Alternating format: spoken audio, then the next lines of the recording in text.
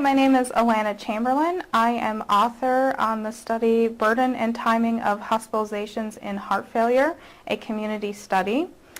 For this study, we identified Olmsted County, Minnesota patients who had a first diagnosis of heart failure between the years of 2000 and 2011.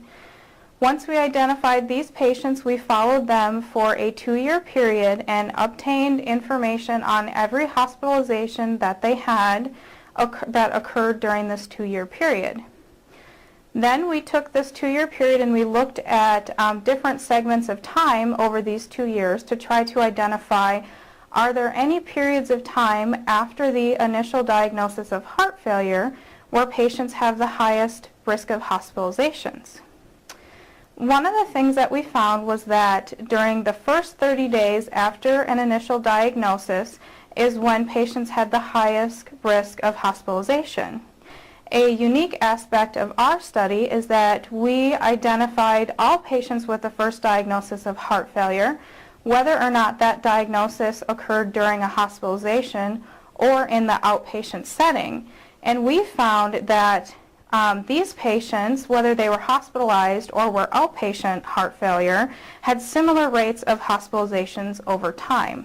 Another interesting aspect of our study is that we identified the principal cause of the hospitalizations.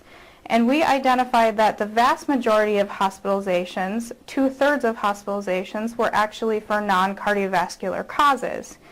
A minority of hospitalizations in heart failure patients, on average about 12% of hospitalizations, were actually due to heart failure itself. So some of the key points to consider from our study is that future interventions in heart failure patients would benefit from looking at the patient as a whole and identifying other comorbidities that the patient may have, as well as their heart failure. In addition, interventions should be tailored toward both patients who were diagnosed as an inpatient as well as outpatients, because we found that the patients initially diagnosed in the outpatient setting had the same amount of hospitalizations as those patients who were initially hospitalized for their heart failure. We hope you enjoy reading the findings of our study. Thank you. We hope you found this presentation from the content of Mayo Clinic Proceedings valuable. Our journal's mission is to promote the best interests of patients by advancing the knowledge and professionalism of the physician community. If you are interested in more information about us, our homepage is www.mayoclinicproceedings.org. There you will find access information for our social media content, such as additional videos on our YouTube channel or journal updates on Facebook. You can also follow us on Twitter.